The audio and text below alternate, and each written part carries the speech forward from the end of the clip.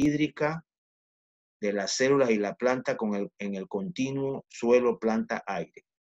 Sí, voy a tratar de que por encima del orden que pueda tener lo que está escrito, voy a explicar el fenómeno. ¿Eso qué significa? Que cuando ustedes van escuchando, ¿no?, la clase, le van surgiendo preguntas, quizás cosas que no queden muy claras. Entonces, en el proceso de su preparación, ustedes después de la clase buscan lo que está escrito en el módulo y buscan los títulos de las cosas que a ustedes les interesan. Por ejemplo, yo ahora voy a hablar de la energía, porque como se trata de un proceso de difusión, creo que eso lo habíamos hablado la clase pasada. En otras palabras, en ese continuo o en ese espacio donde se desarrolla todo lo que nosotros vamos a decir en este módulo, que se llama el continuo suelo, planta, aire. Yo creo que ustedes están claros de que el agua que participa en estas relaciones viene del suelo, entra por el suelo a la planta y luego la recorre toda hasta llegar a las hojas. Y una vez en las hojas, esa agua se va en forma de vapor al aire. Y allí termina esa relación. Ya el agua se entró, recorrió y se fue. Son ideas generales. La pregunta es cómo el agua se mueve en ese continuo, es decir, cómo el agua se mueve desde el suelo a la raíz. Una vez que está en la raíz, cómo se mueve hacia la base del tallo, porque la raíz está conectada con la base del tallo, cómo esa agua se mueve hasta la base del tallo, se mete en el xilema de ahí de la raíz y el tallo, ahí donde están unidos, y después comienza a subir por ese xilema del tallo hasta alcanzar las hojas. Creo que para ustedes esto es muy comprensible lo que estoy diciendo. La pregunta es, en todo esto, ¿cómo el agua se mueve? ¿Cómo el agua se mueve del suelo a la raíz, al xilema ahí del tallo y la raíz? Sube por el tallo y llega hasta las hojas, y una vez en la hoja se mueve hacia el aire. Todo es movimiento. Esa es la idea que yo quiero que queden ustedes. Todo es movimiento, pero del agua. La pregunta es, ¿cómo se mueve el agua? La respuesta inmediata que le puedo decir es que el agua se mueve utilizando para ello de su propia energía. O sea, la planta en términos generales no gasta energía de la planta para que el agua haga ese recorrido. Y el agua tiene que hacer ese recorrido. Esa es la idea. Entonces la pregunta sigue siendo, ¿cómo se mueve? Ustedes creo que están claros que al hablar de movimiento del agua, eso significa que se requiere energía. El agua no se va a mover sin energía. Eso creo que está claro. Entonces yo le estoy dando la respuesta y muy todavía superficial, en el sentido de que esa energía que el agua necesita para moverse proviene de la propia agua. Esa es la idea que yo quiero que quede clara. La planta no pone de su energía, sino el agua. Entonces lo que nos compete ahora a nosotros hablar es de la energía. ¿Qué es esa energía que yo estoy diciendo que tiene el agua y que le permite moverse? Entonces, pregunto ahora, ¿está claro el planteamiento general que les estoy haciendo o hay algo que no se entienda? Si hay alguien que tiene alguna duda, alguna pregunta del planteamiento general que yo acabo de hacer, que me la diga ahora y se la contesto, porque vamos a entrar entonces a hablar de la energía que tiene que ver con el movimiento del agua. Por eso es que antes le dije si ya habíamos comenzado a hablar de la energía cinética, porque ya la energía cinética es energía y ya comenzamos a ver entonces un tipo de energía que participa en el movimiento del agua. A eso es que vamos. Pero antes de ir a eso, pregunto si hay alguien que quiera preguntar algo al respecto de lo que hemos dicho hasta ahora.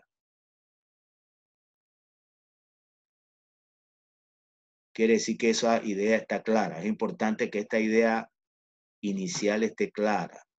Bien. Efectivamente, entonces, vamos entonces a buscar ahora, porque vamos a hablar de energía. ¿Qué cosas vamos a hablar de energía? Bueno, vamos a hablar de la energía cinética, vamos a hablar de la energía libre o de Gibbs, vamos a hablar de las leyes de la termodinámica, que es la ciencia que precisamente estudia la energía y sus transformaciones. Como ustedes ven, todo lo que vamos a hablar quizás en esta clase, es el tema de esta clase, es lo relacionado con la energía.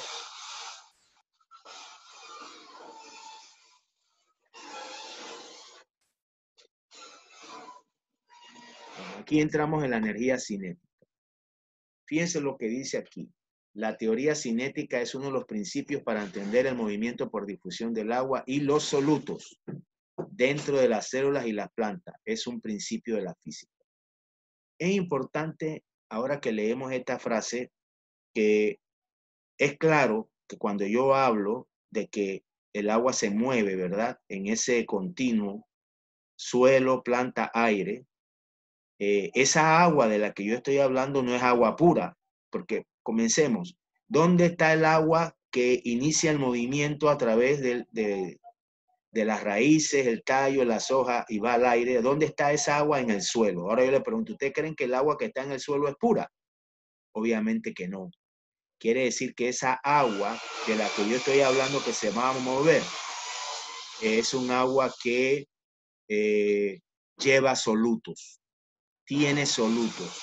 Por eso es que si el agua se mueve y tiene solutos, entonces también hay movimiento de solutos. O sea, que entiendan que en este movimiento va a haber movimiento de agua y movimiento del soluto.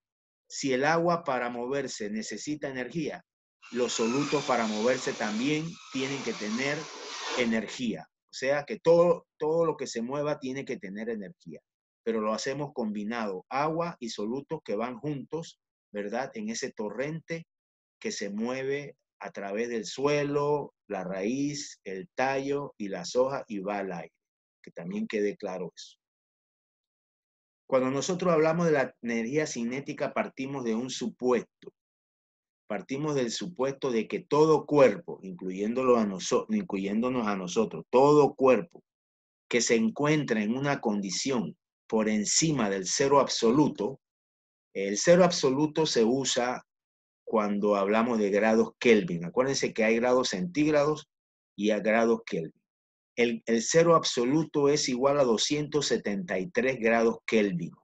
Ustedes ya supongo que hicieron la primera práctica de laboratorio, y en esa primera práctica de laboratorio ahí van a usar una fórmula, que es la fórmula de Van Hoff, y allí ya le hablan de temperatura. Y la temperatura que hay en la fórmula de Van Hoff, que ustedes deben usar, si no la han usado todavía, se van a acordar de lo que estoy diciendo ahora. En la fórmula de Van Hoff aparece una T que es de temperatura. Bueno, esa T de temperatura significa el valor del cero absoluto en Kelvin más la temperatura en grados centígrados. Porque para ustedes poder usar la fórmula de Van Hoff, deben mencionar la temperatura en la cual ocurre el experimento o ocurrió el experimento que ustedes van a hacer de medir. Entonces, esa temperatura no es la que se toma allí, no es la temperatura simplemente del ambiente centígrado, sino que es la suma del valor del cero absoluto, que es 273, más la temperatura en grados centígrados. Esa es la T que hay en la fórmula de Van Hoff, para que estén claros de lo que estamos hablando. Entonces, lo que yo acabo de decir ahora, que todo cuerpo que se encuentra por encima del cero absoluto correspondiente a Kelvin de 273 grados, se caracteriza porque sus partículas que la constituyen, ¿cuáles son las partículas que nos constituyen a nosotros? átomos, iones, moléculas, están en movimiento constante. Claro, a temperaturas mayores que ese cero absoluto en grados Kelvin. O sea que prácticamente todo lo que hay en la Tierra, Tierra, pues nosotros, el agua, el árbol, la materia que está constituida el árbol, todo eso está por encima del valor del cero absoluto. O sea que todas estas materias, incluyéndonos nosotros, nos caracterizamos porque nuestros átomos, nuestros iones y nuestras moléculas están en movimiento. Y para estar en movimiento, ¿qué necesitan? Energía. ¿Y cómo se llama entonces la energía? Cinética. O sea que todo cuerpo tiene energía ya de manera natural, incluyendo al agua, que se llama energía cinética. Y la energía cinética la tienen los átomos, los iones, las moléculas de que están constituidos esos cuerpos. Así que eso es de lo que se trata, de la energía cinética. Entonces, ahora vamos a ver un poquito más de las partículas que están en movimiento en los cuerpos, explicado por la teoría cinética. Bien, en ese sentido, si yo agarro, por ejemplo, un cuerpo gaseoso, un gas, las moléculas que están en ese gas, ¿verdad? Se están moviendo. Si yo agarro, si ese movimiento por lo general es de desplazamiento, o sea, si yo agarro un volumen de gas y dentro del gas hay partículas en suspensión allí, por ejemplo, si yo agarro vapor de agua, para que le es más familiar, si hay un volumen de aire y en ese aire hay vapor de agua, eso significa que en ese aire hay moléculas de agua que están en movimiento dentro del gas. Entonces las moléculas se mueven de un lado para otro, ¿verdad? Se desplazan dentro de ese volumen de gas que estamos estudiando. Eso está claro. Pero si yo agarro ahora un líquido, en un líquido también hay moléculas de agua o de soluto que también están en movimiento. Lo que sí deben tener ustedes claro, que no es lo mismo las moléculas que se mueven en un líquido a las moléculas que se mueven en un gas. En un gas las moléculas tienen mayores espacios para moverse, o los átomos, según sea el caso, porque es un gas, es decir, tiene menos sustancias allí comprometidas, ¿verdad? Tiene muchos espacios libres y como que los elementos que están dentro de ese gas, que puede ser las moléculas de agua, en el ejemplo de vapor, tiene mayor espacio para moverse, pero al final hay un movimiento de un lado para otro de esas moléculas. En el agua va a ocurrir lo mismo. Lo único que entonces los espacios son más limitados porque ya ese es un líquido, ya no tiene tanta libertad como un gas. Y en el caso, por ejemplo, de un sólido, en el caso de un sólido, a diferencia del gas y del líquido, las partículas ya no se pueden mover porque es un sólido. Las partículas que están constituyendo ese sólido lo que hacen es vibrar. Es decir, en el lugar donde ellas están, ellas vibran. Así se refleja su energía cinética, pero en un sólido no puede haber desplazamiento de las partículas porque es sólido, pues no puede. No. Solamente va a haber en un líquido y más en un gas, va a haber movimiento. Entonces, ¿qué sucede? Si yo me pongo a ver una partícula que está en movimiento, tomando esa partícula así como si ella estuviera solita, ¿verdad? En medio de un volumen de gas, ese movimiento que tiene esa partícula puede desarrollar altas velocidades. Puede desarrollar altas velocidades. Pero yo me pregunto, vamos a la vida real. Un gas no tiene una molécula de agua, de vapor. Tiene muchas moléculas de agua de vapor y todas están en movimiento. Están en movimiento. Entonces, ¿qué va a pasar? Esas moléculas, todas esas moléculas de agua que están en movimiento en un gas, no pueden desarrollar una gran velocidad como si estuviera una que se moviera de manera rectilínea. ¿Por qué? Porque cuando la molécula de agua, moléculas de agua en el gas comienzan a moverse y a desarrollar algún tipo de velocidad, enseguida en su camino se encuentran con otra molécula que choca. Y entonces, ¿qué es lo que ocurre en ese gas? Que las moléculas, si bien es cierto, se desplazan de un lado a otro, pero también chocan entre sí. Hay millones de choques entre las moléculas en tiempo real, ¿verdad? De tal manera que la velocidad de una molécula en particular, ¿verdad? Representa o debe tomarse para tener una idea de lo que está ocurriendo como una velocidad promedio. Eso significa que en un momento dado comienza a moverse rápido, ¿verdad? Y choca y su velocidad disminuye y otra por allá se comienza a mover y choca. Así que si te agarra todas las partículas, todas están haciendo lo mismo. Desarrollan velocidad y su velocidad cae porque chocan. Otra comienza de nuevo y así, y todas están en eso. Entonces, para tener una idea, se calcula lo que se llamaría una velocidad promedio, como que una velocidad media para todas las partículas, aunque unas en la realidad estén moviéndose más rápido que otras. Entonces, esa velocidad promedio es lo que aparece aquí en la fórmula que dice ahí Bprom, que es la velocidad promedio de las partículas que hay en un determinado espacio, pues, ¿no? Un determinado volumen, ya sea de gas o ya sea de líquido. Acuérdense que aquí no entrarían las partículas que están en los sólidos, porque les dije que las partículas en los sólidos no se desplazan porque son sólidos, solamente vibran. Así que el análisis que estamos haciendo es válido solamente para líquidos y gases. ¿Qué nos dice rapidito esta ecuación de la velocidad promedio? Que la velocidad promedio depende, ¿verdad?, de la temperatura. O sea, entre más alta es la temperatura, mayor es la velocidad promedio del conjunto de partículas que constituyen, por ejemplo, ese gas o ese líquido. O sea, es directamente proporcional el valor de la velocidad promedio a la raíz cuadrada de la temperatura. Y ya ustedes saben que la temperatura es Kelvin más la temperatura del ambiente centígrado. Pero además de eso, esta misma fórmula nos dice que la velocidad promedio es inversamente proporcional a la m. ¿Qué es la m? El peso molecular. O sea que entre más pesada es una partícula, en general, la velocidad promedio baja. O sea, la velocidad promedio de un conjunto de partículas de un determinado gas va a depender de la temperatura y va a depender de la masa o el peso molecular de las partículas. Entre más pesada es una partícula de una determinada sustancia que forma parte de ese gas, asimismo la velocidad promedio en general del conjunto va a ser menor.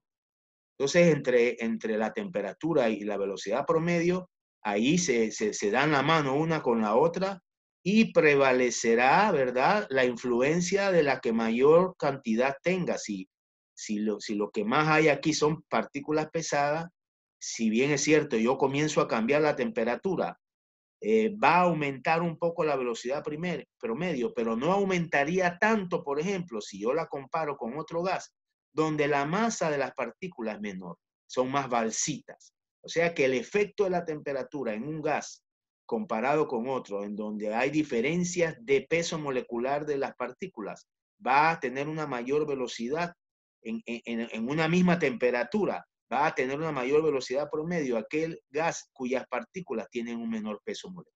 Más o menos eso es lo que quiere decir todo esto. Pero lo importante que debe quedar aquí de lo que acabamos de decir es que las partículas, aquí está la definición de los componentes de la partícula, eso ya ustedes lo pueden leer, la R es ustedes la tienen también en la fórmula de Van Gogh, allá la van a ver, que es la constante molar de los gases, ya les dije lo que era la temperatura, M es el peso molecular, aquí está pi, todos saben lo que es pi, 3.1416, etc. Bien, pero vamos a ver una cosa que nos interesa también en este ámbito de la energía cinética. Ya aclaramos que en un volumen determinado, ya sea de líquido o de gas, las moléculas, iones, etcétera, que constituyen el mismo están en movimiento gracias a la energía cinética. Y que entre las partículas hay colisiones. Y que al final de cuentas, como hay colisiones y velocidades, etcétera, se establece una velocidad promedio. Nosotros entonces trajimos aquí a colación una figura que es esta que tengo aquí, que nos habla, ¿verdad?, de las probabilidades de las diferentes partículas que forman un volumen.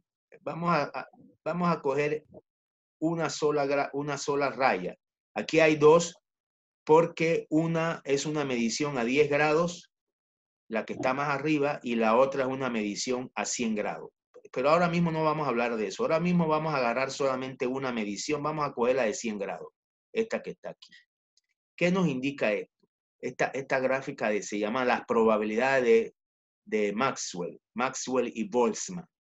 ¿Qué nos indica esto? Que todas las partículas que hay en un determinado objeto, que puede ser, ya le dije, un volumen de agua o puede ser un volumen de gas, todas las partículas que hay ahí, las probabilidades, si yo imaginariamente parara el movimiento de todas las partículas que hay en ese volumen, todas las partículas que hay en ese volumen es el espacio que está debajo de la gráfica, o sea, todo esto que está aquí debajo de la gráfica es el conjunto de las partículas que hay en ese volumen. Entonces, esto aquí me está hablando, si yo todas las partículas que hay allí las parara, su movimiento las parara imaginariamente, yo voy a encontrar lo siguiente, que una parte del conjunto de partículas que están aquí se caracterizan por las que tienen menor velocidad. O sea, esto que está aquí, 200 metros por segundo. Otra porción de partículas está en el otro extremo, el que está acá. Son las que tienen mayor velocidad, digamos 800, 1000, 1200 metros por segundo. Y el grueso de las partículas que hay aquí, que son estas que están aquí en el centro, vienen siendo el conjunto de partículas que tienen la velocidad promedio. Eso es lógico que es así. Entonces, estas son las partículas con velocidad promedio, 400, 600, 800. Estas son las partículas, que ya es menos, con velocidad más baja, y estas son las partículas con velocidad más alta, las que están acá. Esa es más o menos la distribución probabilística que nos muestra a nosotros Maxwell y Boltzmann para un conjunto de partículas que en un momento dado ocupan un determinado volumen. Pero ¿qué hay aquí de interesante, que es donde yo quiero llevar? ¿Por qué se forma un conjunto de partículas con diferentes velocidades, donde sobresalen las partículas con menor velocidad, las partículas con mayor velocidad y las partículas promedio?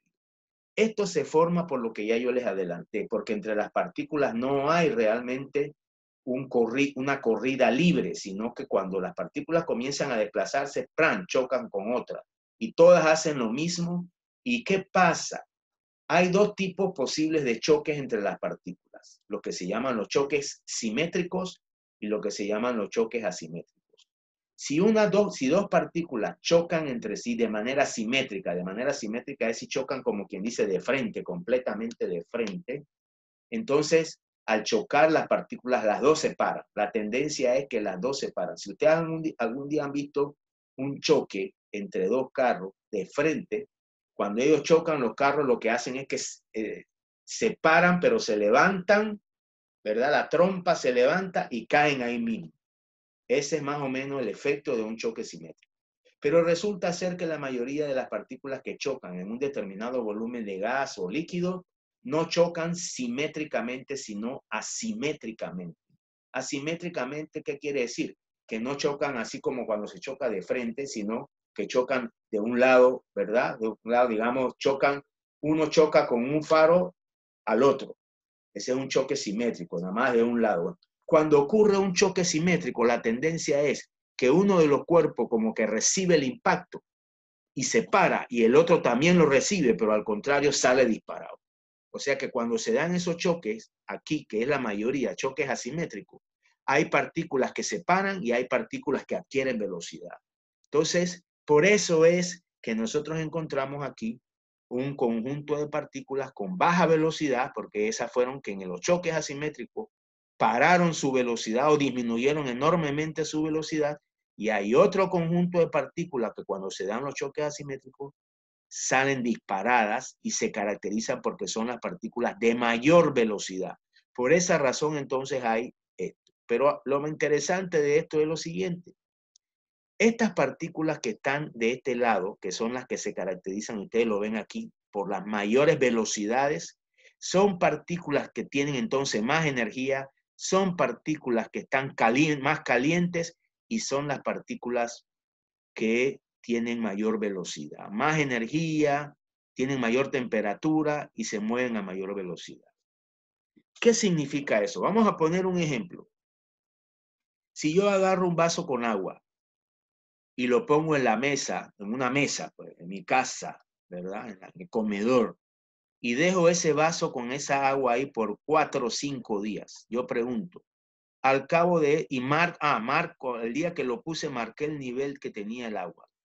Y cuando regresé, voy a observar, ¿qué voy a observar con el nivel del agua? ¿Se mantiene igual, crece o disminuye? A ver, alguien que me diga. A ver, alguien que me conteste. ¿Qué va a pasar con el nivel del agua después de 4 días en el vaso? Si ese nivel ha aumentado, disminuye o se mantiene igual. Disminuye el nivel del agua. ¿Cómo? Disminuye. Disminuye. ¿Por qué disminuye? Porque se va evaporando. ¿Y por qué se va evaporando si yo no estoy calentando ni nada está calentando? O sea que entonces podríamos llegar a la conclusión que la evaporación en estas condiciones del agua es un fenómeno natural. Sí. Ahora, ¿por qué? ¿Qué impulsa? Porque fíjense, si usted me dice, fíjense lo que me está diciendo. Si usted me dice que hay evaporación, ustedes se acuerdan cuando hablamos del agua, ¿verdad? Que el agua líquida, vamos a suponer que esta sea agua líquida. El agua líquida, en el agua líquida las moléculas de agua están unidas entre sí a través de los enlaces de hidrógeno. ¿Se acuerdan de esa primera clase? Quiere decir que si esa agua líquida que está allí se evapora de alguna manera, tiene que desprender, tiene que romper los enlaces de hidrógeno que lo mantienen unido a las otras moléculas. ¿Qué se necesita para romper ese enlace de hidrógeno? ¿Qué se necesitaría para que el agua pueda evaporar? ¿Qué se necesita? Energía. Además de eso, para que el agua que rompe los enlaces se desplace del agua líquida al aire, ¿qué se necesita también? ¿Ah? ¿Qué se necesita? Energía nuevamente. O sea, todo el proceso que yo estoy viendo de evaporación que ustedes han dicho que va a ocurrir en ese vaso que yo puse en la mesa, para que el agua finalmente se desprenda, rompa los enlaces y se desplace hacia el aire, ¿qué se necesita? Energía. Ahora yo le pregunto, a ver, voy a llamar por nombre porque yo veo que ustedes no son muy cooperadores. Vamos a llamar a Rodríguez Belkis. Abra su micrófono, por favor, Rodríguez Belkis, que le voy a hacer preguntas. ¿Está lista, Rodríguez Belkis? Rodríguez Belkis. Nosotros vamos a comenzar a tomar en cuenta la participación como apreciación en el curso. Rodríguez Belkis no quiere participar.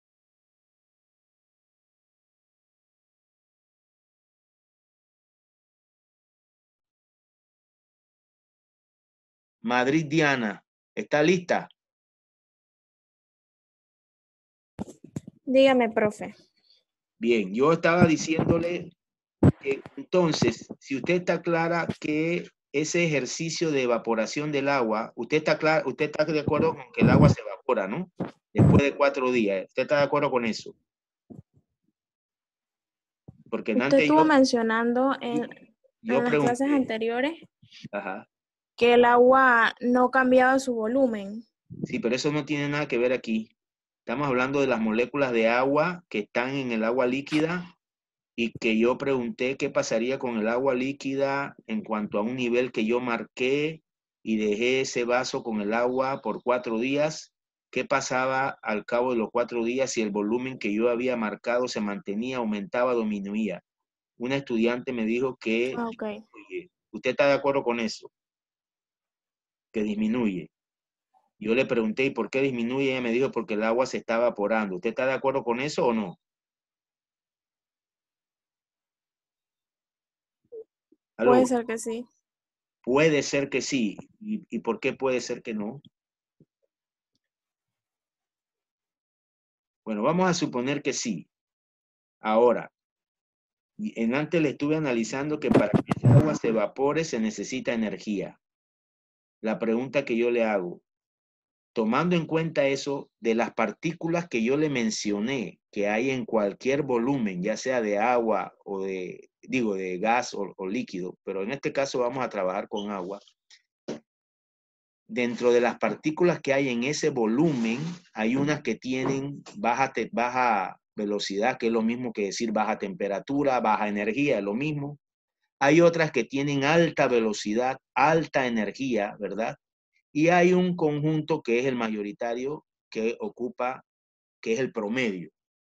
O sea, tiene más energía que las más frías y tiene menos energía que las más calientes. Bien, la pregunta es, tomando en cuenta eso, ¿cuál de esos tres tipos de partículas que hay ahí dentro de esa agua es la que usted cree que se estaría evaporando?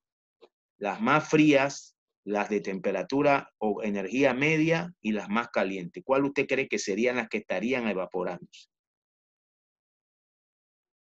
Dígame. Las más calientes, ¿no? Las más calientes porque también tienen más energía. Esas serían las primeras partículas que se estarían evaporando. Bien, ahora yo pregunto, si son las más calientes, las que tienen más energía, las que se están yendo por evaporación, las que quedan desde ese punto de energía, ¿cuáles van a ser? Las que quedan, que no se han evaporado, las que quedan. Las más frías. Las más frías. Ajá, entonces, ¿qué sucede? ¿Qué significa eso? Que cuando un líquido evapora agua, se enfría. Porque se van las más calientes o se están yendo las más calientes y se están quedando ¿quién? Las más frías. Usted quizás ha oído hablar de que los árboles cuando transpiran, se enfrían el aire. Por eso es que se dice, si usted quiere tener un microclima en su casa, siembra alrededor árboles. Porque porque con los árboles está ocurriendo lo mismo que con el vaso acá de agua. El agua que llega a sus hojas tiende a evaporarse. Y si el agua de las hojas de los árboles tiende a evaporarse, ¿qué va a pasar con las hojas de los árboles a medida que va evaporando el agua? Se van enfriando. ¿Y qué va a pasar entonces con el aire que está alrededor de esas hojas, tomando en cuenta que las hojas tienden a enfriarse, comienza a enfriarse? Por eso es que cuando usted está en el interior y hay un solazo, ¿usted qué busca? Busca un árbol para ponerse debajo de él. ¿Y qué va a sentir cuando se pone debajo del árbol? Que hace más fresco, ¿verdad? Hace menos calor que si estuviera fuera en un lugar donde no hay árboles o hay poco árbol. Ese es el fenómeno. Este fenómeno también se traduce en la vida diaria. ¿Por qué ustedes creen que, por ejemplo, las personas que viven en los lugares desérticos o semidesérticos, allá en Arabia, en el Sahara, todos esos lugares por acá, o gente que vive aquí en lugares muy calurosos, ¿por qué ustedes creen que esa gente en esos lugares toma té caliente? ¿Para qué ellos toman té caliente? Digan. ¿O usted eso no lo sabe? Si no lo sabe, yo se lo digo. Allá no toman Coca-Cola como aquí. Cuando hace calor, me tomo una cerveza fría y me refresco. O tomo una Coca-Cola. Allá, ¿qué hacen para refrescarse? Toman un té caliente. Pero además de tomar té caliente, cómo se viste la gente en esos lugares allá en Arabia? ¿Usted ha visto películas? ¿Cómo se visten ellos? A ver, alguien que me diga. Ellos se visten como nosotros, con una camisita lo más ligero posible, o cómo se visten ellos. ¿Ah? Usted nunca ha visto nada de la Biblia y todo eso. Imágenes de las películas de la Biblia. ¿Cómo estaba vestida esa gente? ¿Con camisita o cómo estaba vestida en esos lugares allá, Todos Jerusalén? cubiertos. Entonces, ¿ah? Cubiertos, profe. ¿Cómo? Cubiertos. Todos cubiertos. Túnicas, túnicas. Usted ha oído esa palabra, ¿verdad? Ellos se cubren todo. Y usted dice, oye, pero esa gente está loca con semejante calor, ¿cómo se van a ver? Y todavía toman té caliente. Cuando aquí usted hace calor y se toma una sopa caliente, ¿qué le va a pasar? Va a sudar como loco, ¿verdad? Bien. Entonces, pero entonces, ¿por qué? ¿Por qué? ¿Para qué eso? ¿Para qué ustedes creen que es necesario? Ellos, al final, la conclusión que ustedes deben sacar es que si me pongo túnica en medio de semejante calor y tomo té, ¿qué es lo que estoy buscando, para ver?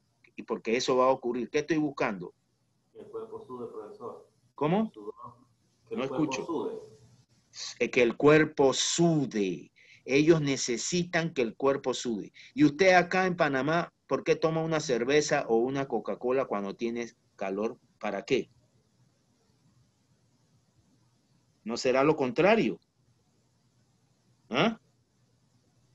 Para que el cuerpo no sude. Usted quiere evitar que el cuerpo sude. Por eso entonces usted también acá se pone ropa ligera. Los hombres les gusta usar franela, o sea, la camiseta adentro para que es de algodón y entonces ella como que chupa o toma pues ese sudor y usted se mantiene más o menos seco, pues, ¿no? Porque si algo nos molesta a nosotros en medio de este calor, estar mojados, ¿verdad? Entonces ustedes están viendo que hay dos situaciones diferentes. Aquí tomamos algo frío para enfriar el cuerpo y allá toman algo caliente para calentar el cuerpo y el cuerpo sude. ¿Para qué quieren ellos que el cuerpo sude? Díganme. ¿Qué va a pasar cuando ya el cuerpo suda? El cuerpo enfría, baja la temperatura. ¿Cómo? ¿Por qué? O el sudor, el sudor. No, por el sudor no. El sudor es el sudor. Fíjense El lo que ocurre sudor, allá. Fíjense lo que ocurre allá. En esos lugares allá semidesérticos, ¿cómo es el aire? ¿Húmedo o seco? ¿Ah? Seco, Seco. ¿Y cómo es el aire acá en Panamá? húmedo. Húmedo. ¿Qué pasa si el aire es seco y su piel se moja con sudor? Que el sudor rápidamente se va al aire porque el aire lo chupa, porque el aire está seco. Y él tiene una fuerza para atraer esas moléculas de agua porque él está seco. ¿Y qué pasa acá en Panamá donde el aire es húmedo cuando nosotros sudamos? También está ansioso de llevarse nuestro calor, nuestro sudor. No puede porque ya el aire está húmedo. ¿Dónde va a meter más agua? ¿Están viendo la diferencia o no? sí, profesor. Por Sí. esa razón, Sí, esa profe. gente se viste con túnicas y toma té caliente para que el cuerpo sude. Y entonces cuando el cuerpo sude, el agua esa que representa el sudor rápidamente se evapora. Y cuando esa agua se evapora, ¿qué va a pasar con su cuerpo? La superficie de su cuerpo se enfría. Y así ellos pueden vivir en ese ambiente. Pero en el caso nuestro, en donde ya el aire está húmedo, si usted suda, ¿qué va a pasar con el sudor? Si el aire está húmedo. El sudor no se va para ningún lado, no se puede ir porque el aire no lo está atrayendo porque él está húmedo y entonces ¿qué va a pasar? Su cuerpo se queda mojado. Y como usted no quiere tener el cuerpo mojado, usted toma cosas frías, ya es ahí donde está su enfriamiento. Usted toma cosas frías para bajar temperatura y no sudar. Y si en caso tal suda, usted entonces se pone una franela, tiene un suéter debajo que chupa el aire. No, fíjense que en este caso el suéter no hace lo mismo que el aire allá que toma el agua, no, el suéter simplemente él es el que se moja, no deja que su cuerpo se moje. Aquí no hay evaporación del agua, no hay para dónde evaporar, porque evaporar sería hacia el aire y ya el aire acá está lleno de agua, no podría evaporar. Así que no hay el efecto refrigerante de la evaporación del agua. Pregunto ahora, ¿está clara la explicación?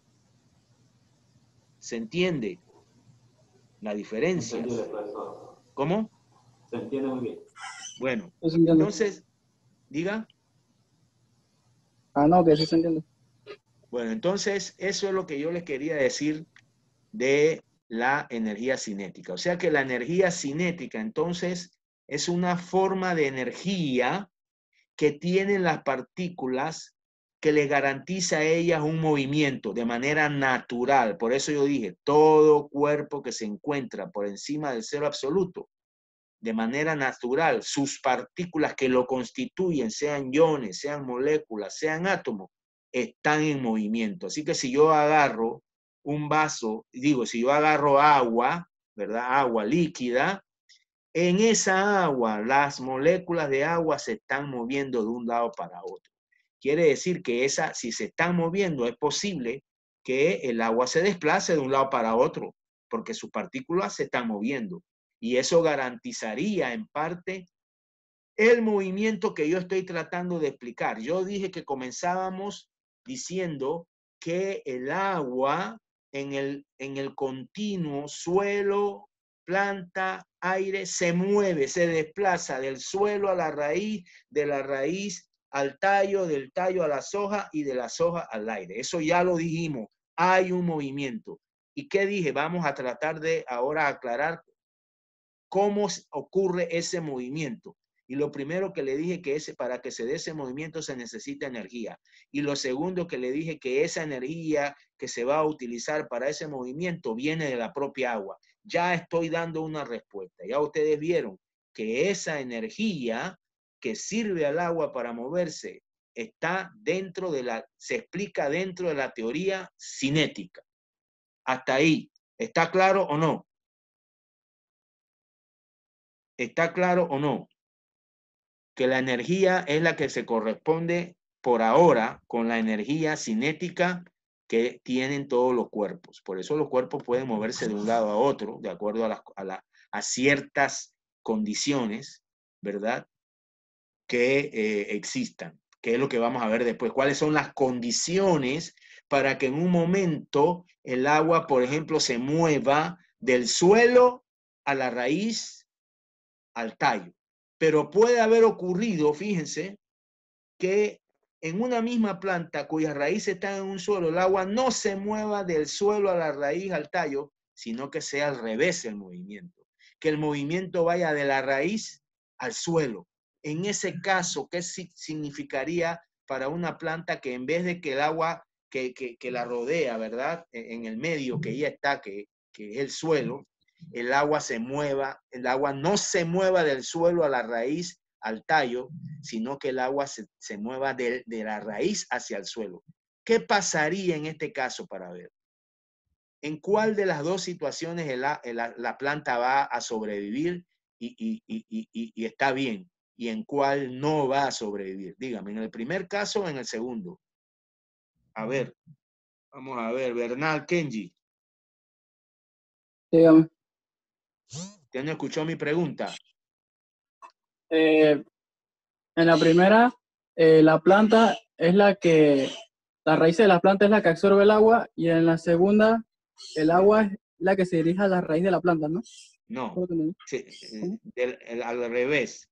En el Al primer revés. caso, el agua, por las condiciones que no hemos visto, pero por las condiciones, tiene la capacidad o es posible que se mueva del suelo a la raíz, al tallo y por ahí se va. Y la otra situación es al revés, que el agua se mueva es de la raíz hacia el suelo. La pregunta ¿en cuál de las dos situaciones una planta va a sobrevivir y en cuál no?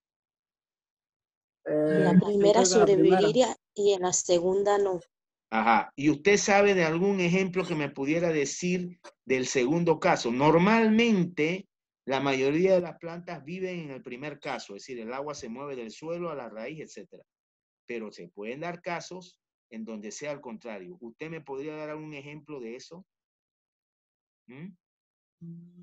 Dígame, alguien. No. Bueno, ¿qué pasaría si, por ejemplo, yo siembro una planta? Y es ustedes que están en agricultura, en agronomía, etcétera, deben interesarse, saber esto. ¿Qué pasaría si yo siembro una planta en un suelo salino, suelo que tenga sales, muchas sales? ¿Esa planta sobreviviría? ¿Ah? No, profe. ¿Por qué? Dígame No, usted por porque qué se no. deshidrata ¿Por qué se deshidrata? las raíces. Por lo que yo dije antes. En este caso, el agua que hay en ese suelo tiene tantas sales que la planta no puede coger esa agua. Es decir, el agua no se va a mover hacia la raíz. Muy por el contrario, si la planta cuando yo la sembré allí tenía agua en sus raíces, ¿qué va a pasar con el agua? Se va hacia el suelo. Y si la planta no puede coger agua del suelo, al contrario, pierde el agua, ¿puede sobrevivir? Claro que no. Se seca. ¿Sí o no? Por eso ustedes cuando van a sembrar tienen que saber, ¿verdad?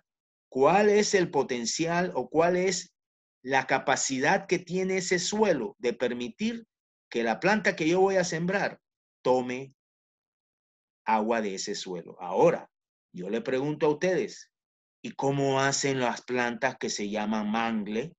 ¿Ustedes saben dónde crecen los mangles? ¿Ah? en la orilla del mar. ¿Y cómo es el agua del mar que le llega a los mangles? Dígame. Son saladas. Salada. Y entonces, ¿cómo pueden vivir los mangles? Que es lo mismo que el ejemplo que puse, un suelo salado o un agua salada. ¿La planta puede fácilmente tomar agua de allí? No.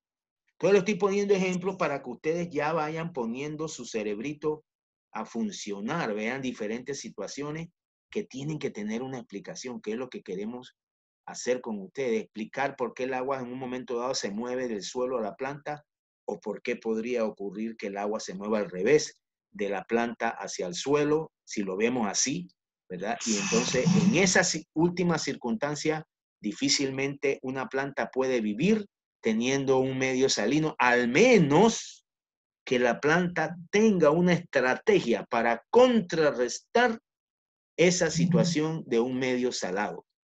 Se los digo porque le hice la pregunta del mangle. La pregunta del mangle en este caso, ¿sobrevive o no sobrevive teniendo un medio salado? Sobrevive, ¿verdad? Si no, no habría manglares, ¿sí o no? Sí sobreviven Sí. porque están ¿Y usted adaptadas sabe por qué? al... Porque ellos, eso que usted acaba de decir, han desarrollado una adaptación, han desarrollado una situación que contrarresta esa situación adversa. Pero todas las plantas pueden llegar allí a la orilla del mar y que yo la siembre y hacer lo mismo que el mangle. No, profe, No, todas no. ya no podrían hacerlo porque eso es producto de la evolución y toda esa cosa. Eso no es de un día para otro. Todas esas plantas morirían. Y es por eso que usted ve donde están los mangles casi no hay más nada. No crece ni un mango. ¿Verdad? ¿Estamos claros? Sí, profe. O sea, yo estoy pintando imágenes para después entrar a explicar un poco más en detalle para que ustedes salgan fortalecidos de estos conocimientos. Bien, entonces pregunto si estamos claros hasta ahora aquí con la ley de la energía cinética, la teoría cinética. ¿Estamos claros? Bien, vamos a ver ahora otro momento relacionado también con la energía. Fíjense lo que yo dije, que todos los cuerpos tienen una energía, ¿verdad? Que les permite que sus partículas se estén moviendo.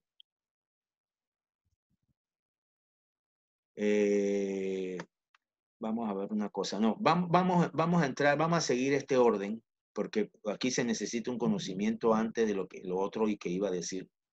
Así que vamos a seguir el orden de la termodinámica y sus leyes. Vamos a seguir este orden. Vamos a primero explicar, porque como la termodinámica es la ciencia que estudia la energía y sus transformaciones, vamos a hablar entonces en general de la energía y después seguimos hablando de la energía que pueden usar las plantas para su movimiento. Hasta ahora hemos aclarado que en términos generales, la energía que tienen los cuerpos para su movimiento, incluyendo el agua o los solutos, parte del conocimiento de la teoría cinética. Eso es lo que hemos hecho ahora. Y ahora vamos, ya que estamos en el ámbito de la energía, vamos a explicar un poco las leyes que rigen el comportamiento de la energía, que son las leyes de la termodinámica.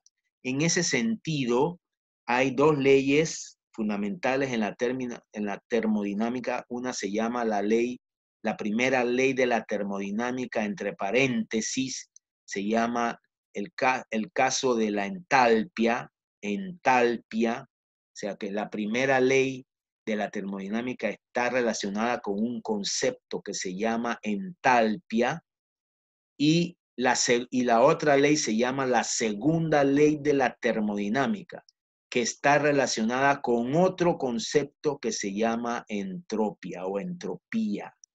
Entonces, cuando hablamos de la primera ley de la termodinámica, tenemos que hablar de la entalpia, y cuando hablamos de la segunda ley de la termodinámica, tenemos que hablar de la entropía. Pero antes de entrar a hablar propiamente dicha de las dos leyes, debo explicar un poco algunas cosas importantes acerca de la termodinámica y su estudio, ¿verdad?, de la energía. Bueno, lo primero que quiero decir que cuando hablamos de termodinámica, ella estudia la energía, no en términos generales del universo, ¿verdad? Y bueno, la energía está por todos lados, no. En la termodinámica siempre hay la tendencia que cuando se estudia la energía, se estudia a partir de un pedazo del universo, una fracción del universo. Esa fracción del universo que en un momento dado estudia la termodinámica para investigar el comportamiento de la energía en ese pedacito del universo, ¿verdad? A ese pedacito universo se le llama sistema. Sistema entonces va a ser la parte del universo en la cual el estudio de la termodinámica se concentra en ese pedacito. Un sistema puede ser cualquier pedacito del universo, desde una molécula, una gota de agua, una hoja, algo más grande, la Vía Láctea, ¿verdad? La Tierra, cualquier cosa que yo en la cual yo concentro mi atención para estudiar el comportamiento de la energía, es para los efectos de mi estudio termodinámico, es el sistema, es donde yo me concentro. Vamos a suponer que yo me voy a concentrar en una hoja. Bueno, yo voy a estudiar ahí cómo se comporta la energía en esa hoja. Ese va a ser mi parte del universo donde yo voy a estudiar. Pero además de eso, ¿qué sucede? La hoja a su alrededor, ¿verdad? Tiene un contorno. Es decir, la hoja no está allí solita, sino que ella tiene, digamos, un medio que la rodea. Entonces, para los efectos, en verdad, yo cuando estudio el sistema, lo estudio junto con su entorno, junto con lo que lo rodea. Entonces, eso se convierte en el espacio del universo que yo estoy estudiando, o sea, el sistema y su entorno inmediato. Obviamente que entre lo que es el sistema, por ejemplo, la hoja, vamos a suponer que mi sistema es la hoja, y el entorno a la hoja es el aire que inmediatamente está alrededor de ella, es claro suponer que entre la hoja propiamente dicha y ese entorno que la rodea hay un espacio, ¿verdad? O una frontera entre la hoja y el aire. No es lo mismo la hoja que el aire, así que hay una frontera. Esa se llama el espacio intermedio o interfase, entre las fases. Una fase es el sistema y la otra fase es su entorno. Entonces, tengo el sistema, la interfase y el entorno inmediato a la hoja. Eso constituye para mí el espacio en donde yo voy a estudiar la energía desde el punto de vista de la termodinámica. Pero ¿qué sucede? Si yo me imagino, porque todo esto hay que imaginárselo, yo me imagino una hoja que alrededor de ella tiene, ¿verdad? X cantidad de aire en lo inmediato.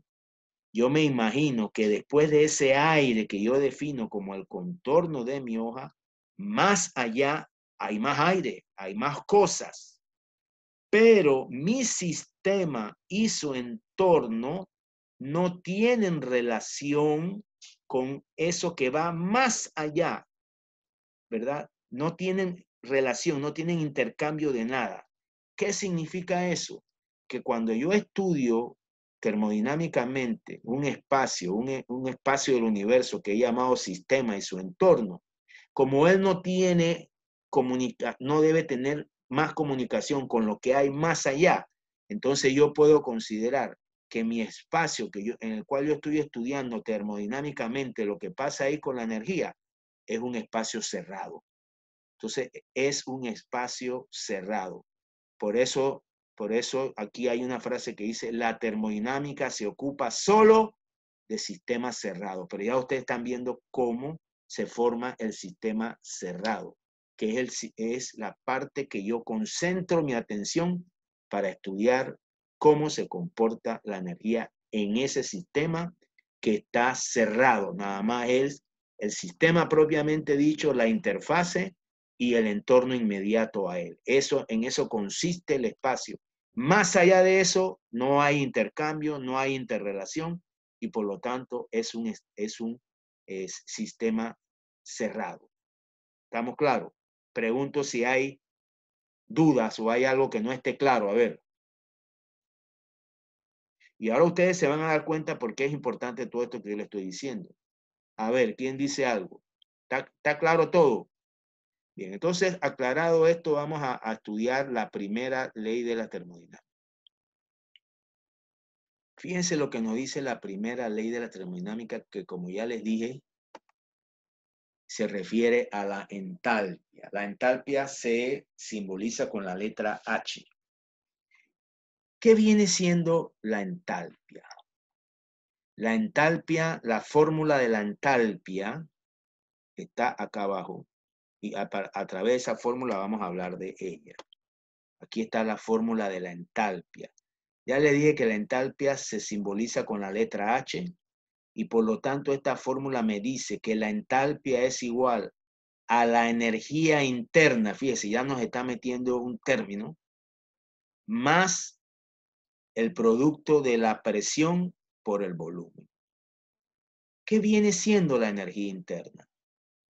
Ustedes se acuerdan que nosotros hablamos primero de la teoría cinética y llegamos a la conclusión que lo que ocurre con las partículas que constituyen un cuerpo, por ejemplo, mi cuerpo o el cuerpo de una hoja, ¿verdad? Son partículas que están en mi cuerpo, átomos, moléculas, etcétera, electrones, etcétera, y que se están moviendo. Y ya sabemos, porque lo dijimos cuando revisamos la energía cinética, de que para que ellos se estén moviendo tienen que tener energía, o sea que hay una energía interna. O sea, ya en la teoría cinética, sin decirlo, nos hablaron de la energía interna, la energía que tienen esos elementos que constituyen el cuerpo, en este caso un sistema X, ¿verdad? Y con lo cual ellos se mueven internamente.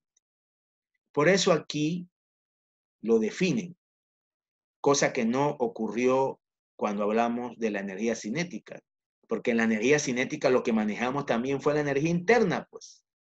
Y dice aquí que la llamada energía interna E incluye, fíjense, los movimientos cinéticos translacionales de partículas, este está mal escrito, translacional, así está bien, translacionales de las partículas, lo mismo que dijimos allá, e incluye el movimiento cinético de traslación de las partículas, que fue lo que le dije, las partículas están moviéndose de un lado para otro, esos son movimientos traslacionales. Entonces, pero aquí incluyen también no solamente los que se mueven de un lado para otro, sino como los que rotan y vibran. ¿Se acuerdan que yo les dije a ustedes que cuando el cuerpo era sólido, no había traslación de los elementos constitutivos, llámense moléculas, llámense átomos, llámense electrones, no había esos movimientos así, sino más bien vibración. Entonces, las vibraciones también forman parte de la energía interna. ¿Qué otra cosa forma parte de la energía interna? La energía de los electrones, ya se los dije, los cuales implican los niveles energéticos de los electrones en sus moléculas, así como los efectos de la absorción de la energía radiante. Todo cuerpo que también existe, ahora mismo ustedes donde están sentados, ahí hay otros cuerpos, por ejemplo, quizás está la misma computadora, está la mesa, está la silla, estará alguna vitrina, estará alguna silla. Bueno, todos esos cuerpos están recibiendo y liberando energía del ambiente. Y usted, como tal, recibe también parte de esa energía que se llama energía radiante. O sea, que eso forma también parte de su energía interna. La energía de los enlaces químicos también forma parte de la energía interna. Ustedes vieron en antes cuando yo les hablé de que si agarro la molécula de agua líquida, esas moléculas de agua en ese ámbito líquido están unidas entre sí a través de los enlaces de hidrógeno. ¿Se acuerdan que le dije? Y que para que esa molécula de agua evapore, hay que romper los enlaces que la sujetan al resto de las moléculas de agua. Y para poder romper esos enlaces se necesita energía. ¿Por qué? Porque esos enlaces tienen energía. Usted tiene que entonces meter energía para poder romperlos. Así que todo eso forma parte de la energía interna. Ahora bien, eso es lo que viene siendo la energía interna. Pero ¿cómo entender, sería la pregunta, cómo entender eso o qué nos dice a nosotros la primera ley de la termodinámica? Desde el comienzo de esta parte de lo que estamos viendo, que es la definición de la primera ley de la termodinámica, miren lo que dice allí, al comienzo, dice, esta ley puede formularse de diferentes formas, es decir, formularse de diferentes formas es que hay diferentes formas en que usted puede entender de qué se trata, es decir, qué es lo que regula, de qué es que nos habla la primera ley de la termodinámica. Eso se puede decir de diferentes maneras. Fíjense, aquí están varias formas de decir qué significa la primera ley de la termodinámica. Dice, la más conocida es de que, y esto ustedes sí lo conocen, en todos los cambios físicos y químicos que hay en la naturaleza, la energía no se crea ni se destruye, solo se transforma de una forma a otra. Ustedes han escuchado esto. Por ejemplo, si ustedes se comen un pedazo de pan, se comieron un pedazo de pan, la energía que venía en ese pedazo de pan era energía química. Ustedes agarran ese pedazo de pan, lo mastican, ¿verdad? Y después lo someten a la digestión, etcétera, etcétera. Entonces, ¿qué va a pasar con la energía de ese pedazo de pan? Parte de esa energía se va a pasar de una energía química contenida en los enlaces que forman las moléculas del alimento que usted se comió a energía química que va a formar parte de una nueva sustancia que se va a crear con esa energía que se llama ATP. Pero no toda la energía que había en el pedazo de pan finalmente va a quedar nuevamente guardada en forma de ATP, sino que hay una parte de la energía que estaba en ese pedazo de pan que se transforma en calor y ese calor se va. Entonces, la pregunta es, en esta operación de haberse comido un pedazo de pan, de haberlo digerido y haber transformado energía química del pan en energía química de ATP y otra parte haberse transformado de energía química en energía calórica, ¿se está cumpliendo o no se está cumpliendo con la primera ley de la termodinámica? ¿Qué dice la primera ley de la termodinámica? Que la energía no se crea, porque cuando vino el pan ya la energía estaba en el pan, ¿o no? Usted no la creó, la energía estaba en el pan. La energía no se crea ni se destruye. Ahora bien, el hecho de que yo haya trasladado la energía que estaba en el pan como energía química a energía que está ahora en las moléculas de ATP, también como energía química, y que además una parte de la energía se haya transformado en calor. Aquí yo estoy destruyendo energía. ¿Estoy destruyendo energía química? No. ¿Qué es lo que le está pasando a la energía química? Se está transformando y sigue viviendo. Esa energía calor se va hacia el espacio y allá hará otras cosas y seguirá su rumbo y seguirá cambiando, porque la energía, si yo agarrara toda la energía del universo, ¿verdad? ¿Qué pasaría si yo agarrara toda la energía del universo y utilizo al universo de lo que hablamos al comienzo? Fíjense lo que hablamos al comienzo, que en la termodinámica, para estudiar la energía tengo que definir un espacio del universo. Pero en este caso yo no voy a definir ningún espacio del universo, sino que voy a considerar a todo el universo como mi espacio. Y yo le pregunto a usted, si yo aplico en todo el universo como mi espacio la energía que hay allí, esa energía que hay allí, de acuerdo a la primera ley de la termodinámica, ¿qué es lo que haría siempre? No se crearía ni se destruiría, sino que siempre estaría en transformación. Al final de cuentas le pregunto, y como el universo es mi sistema, entonces es cerrado, él no tiene relación con más nadie fuera del universo. Quiere decir que la energía que hay en mi universo es constante, siempre es la misma, porque ella no se crea ni se destruye, sino se transforma. Lo mismo, si en mi cuerpo, fíjense lo que les voy a decir, si en mi cuerpo yo tengo X cantidad de energía y ella ya la tengo, entonces, ¿qué hace ella cuando yo como? Cuando yo como, yo lo que estoy metiendo en mi cuerpo es energía. Esa energía en mi cuerpo, ¿qué hace? Se transforma. ya sea en nueva forma de energía química, es cuando queda en ATP o se transforma en calor. Esa energía que en mi cuerpo se transformó en calor, él se va de mi cuerpo ya. Si yo ahora esa energía de ATP, la agarro y la transformo nuevamente, parte de esa energía se va a perder de nuevo por calor y tendría menos. Si esa que me quedó de nuevo se transforma en calor, podría ocurrir que yo estaría perdiendo toda la energía que recibí en un momento de mi alimento. ¿Qué tendría que hacer para que mi energía en mi cuerpo sea constante? La cantidad que yo tengo, tomando en cuenta que una parte se transforma y la otra, ellas se transforman, una se queda por un tiempo, otra parte se va, pero la que se queda se sigue transformando porque esa es la primera ley de la termodinámica y de nuevamente una parte se va y la que se queda se sigue transformando y al final toda se ha ido. ¿Qué pasaría en mi cuerpo? ¿Estaría en contra de la segunda ley de la primera ley de la termodinámica porque dice que mi energía en definitiva debe ser constante? ¿Qué pasaría? Que si yo no tengo, ¿verdad? O yo no hago esto de constantemente estar metiendo nueva energía que yo tomo de afuera, nueva energía, entonces yo me quedaría sin energía. Por eso es que yo me alimento todos los días. Por eso es que tengo que comer todos los días. Porque la energía que comí hoy, vamos a decir en el desayuno, en el almuerzo y en la cena, para decir un ejemplo, con el tiempo ella se va transformando, porque de acuerdo a la primera ley de la termodinámica, la energía no se crea porque la estoy recibiendo ya hecha, ya existe, no se crea ni se destruye, es decir, no la voy a perder porque se destruyó, sino que se transforma y al transformarse, poco a poco se va de mi cuerpo. Así como entró, se va de mi cuerpo. ¿Cómo hago para mantener constantemente mi energía entonces? Alimentando. Todos los días tengo que alimentarme para tener la reposición de la energía que todos los días estoy perdiendo. Entonces, eso es lo que dice en ese sentido la primera ley de la termodinámica. Pero aquí hay otras formas que dicen, ¿verdad?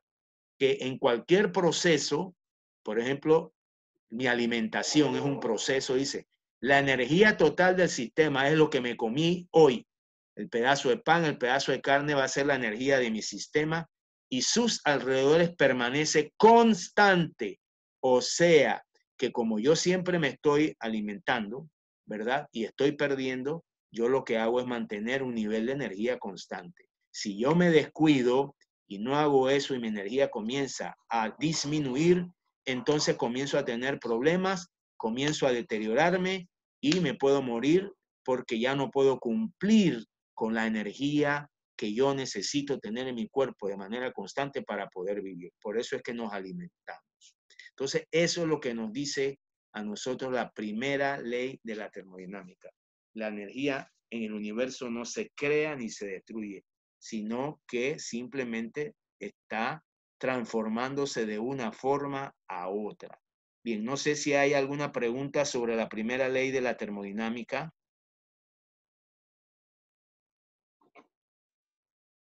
Ahora, es importante una cosa. Yo dije que cuando el agua se mueve, por decir algo, gasta energía. ¿Qué energía está gastando el agua cuando ella se mueve? La energía interna de la que estamos hablando, ¿verdad? Quiere decir que el agua cada vez que se mueve, ella gasta energía interna. Ahora, pregunto yo, ¿se puede medir la energía interna? A propósito, si bien es cierto que la primera ley de la termodinámica estudia es la energía interna, ¿verdad? Cómo se comporta la energía interna, ya dijimos que esa energía interna ni se crea ni se destruye, sino que se transforma de una forma a otra. Entonces, vistas así las cosas, el cuerpo tiene energía interna. Esa energía interna es a lo que se le llama entalpia. Entalpia, entonces, es la energía interna. Entonces, la pregunta es, ¿puedo medir entonces la energía interna de un cuerpo, verdad? Para saber cuánta energía interna tiene ese cuerpo, etcétera. Según los investigadores, es muy difícil poder medir la energía interna de un cuerpo. Lo que se hace para saber si, por ejemplo, cuando el agua se mueve, su energía interna ha disminuido o no, o ha aumentado, pues puede ser que aumente. ¿Cómo saber eso? ¿Cómo saber cuánta energía interna hay? Según estos investigadores, la única forma que hay es, ¿verdad? Observando cuánta, es decir, tomando en cuenta, déjeme parar una cosa aquí. Hay que tomar en cuenta, ¿verdad?, el nivel de energía de un sistema en algún estado inicial, antes de que ocurra un proceso, y en un estado final, después ocurrido el proceso. O sea, que si yo, por ejemplo, mido la energía interna que emana de un cuerpo, sin que yo esté midiendo cuánta energía, solamente la energía interna que yo pueda determinar que emana de un cuerpo, por ejemplo, un agua que está en reposo, y después veo que esa agua difunde hacia otro lado, a esa agua, cuando ya termina ese desplazamiento hacia otro lado, le podría también medir el nivel de energía que tiene, ¿verdad?, a través de calor. Acuérdense que que la energía ni se crea ni se destruye, sino que constantemente se está transformando, entonces yo lo que mido es el calor. Por ejemplo, yo puedo medir el calor que se está despidiendo de un cuerpo en un momento inicial y el calor que se despide de ese mismo cuerpo en un momento final después que se ha producido un movimiento del agua. Entonces yo comparo si el estado inicial del calor que emanaba de ese cuerpo, ¿verdad?, es superior al estado que tiene después que se produjo un movimiento donde se gastó energía, estoy diciendo entonces que el nivel de entalpia de ese cuerpo ha disminuido. De tal manera que yo puedo decir que delta H, delta significa el cambio de energía interna de un cuerpo, ¿verdad?, en un estado inicial. Y delta H, o sea, el cambio de la energía en forma de calor de ese cuerpo en un momento final, ha disminuido. Quiere decir que en ese movimiento de ese estado inicial a un estado final, el agua ha gastado energía porque ahora emite menos calor que al final que al inicio. Entonces, allí el cambio de energía interna, o sea, delta H, o sea, el cambio de energía de la entalpia, tiene un signo negativo porque ha disminuido. Quiere decir que si el agua es capaz de poder moverse de un lugar a otro, gastando de su propia energía interna, que la mido a través de los cambios iniciales, de los cambios que se producen en el calor que se emana al comienzo y al final, y constato que ahora al final hay menos calor, o sea, ha perdido energía, ¿verdad? Si esa agua ha podido moverse de manera espontánea por ella misma, entonces nosotros decimos que desde el punto de vista termodinámico, ese desplazamiento del agua de un lugar a otro es posible. Pero ¿qué pasaría si yo tengo agua que se va a mover de un lugar a otro, que se supone que para moverse de un lugar a otro ha tenido que gastar de su energía? Pero cuando yo mido el calor que de ella emana al final del proceso y me doy la sorpresa que en esa agua no ha habido disminución de energía, al contrario, ha ganado energía porque ahora está al final despidiendo más calor, entonces yo llegaría a la conclusión de que ese movimiento que ha hecho el agua de moverse de un lado para otro ya no puede ser espontáneo, ya no puede ser utilizando su propia energía, porque si ella hubiese utilizado solamente su propia energía para que ese movimiento hubiera sido espontáneo, al final del movimiento ella tendría menos calor, menos entalpia. Pero si ahora tiene más entalpia, ¿usted sabe cuál sería la explicación? Que a esa agua, para que ella se moviera, hubo que agregarle calor desde afuera, es decir, energía desde afuera, y ya ese movimiento entonces no es Escucha espontáneo. feo. Sí, ya terminamos. Entonces, esa energía ya no es espontánea, ¿verdad? Sino que hubo que meterle de afuera, ya no es energía que tenía el agua. Entonces, hay dos clases de movimiento del agua en un momento dado. El movimiento espontáneo, que obedece a la energía que tiene el agua y que la va a utilizar. Por eso en ese movimiento los cambios de entalpia, ¿verdad?, son negativos. Es decir, negativo es que ahora hay menos entalpia, menos energía interna porque ella la gastó para el movimiento. Ese sería el primer caso. Y el otro caso es que al final del movimiento la entalpia haya aumentado. Quiere decir que ese ya no es un movimiento que obedece a la energía interna que tiene el agua, sino que hubo agregarle energía de afuera. Entonces ya ese no es un movimiento espontáneo, y en ese caso la entalpia entonces al final es positiva porque ha aumentado. Esa sería la forma en que se maneja la entalpia para saber cuando un movimiento es espontáneo o no. Por ejemplo, si el agua difunde, si el agua se mueve de un lugar a otro por difusión, eso después lo vamos a ver, ese es un movimiento espontáneo. Ese es un movimiento donde el agua gasta energía de ella para poder moverse, y ese es un movimiento espontáneo. Entonces, terminamos con eso la clase en también terminar la explicación de la primera ley de la termodinámica, y para la próxima clase entonces quedaré